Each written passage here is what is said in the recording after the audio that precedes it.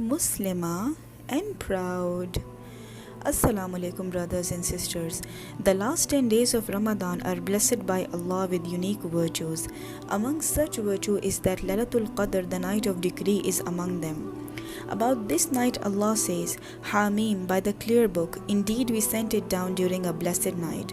The meaning of Qadr is veneration or honor, that is, it is a night which is venerated because of its special characteristics.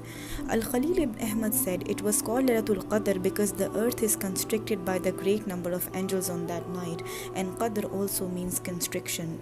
Prophet Muhammad said, whoever stays up during Lailatul Qadr out of faith and in hope of earning the reward of Allah, all his previous sins will be forgiven.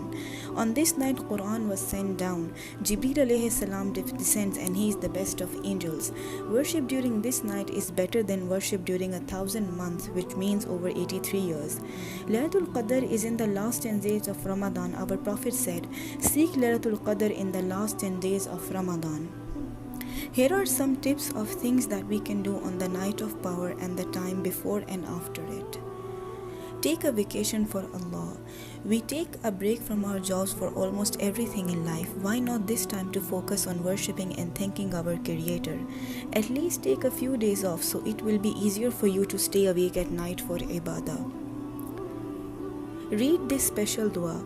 Aisha radiallahu anha said, I asked the Messenger of Allah, if I know what night is the night of Qadr, what should I say during it?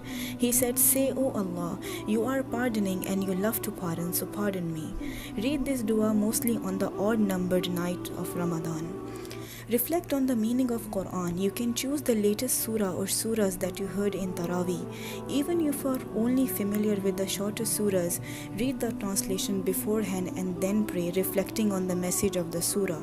This is a good way to develop khushu, concentration in your salah. Don't forget to make a dua list. Ask yourself what you really want from Allah. No matter how small or big it is, Allah loves to hear from us. Do an evaluation of where you are and where you are going. Let this evaluation lead you to feel happiness for the good you have done and remorse for the bad you have done.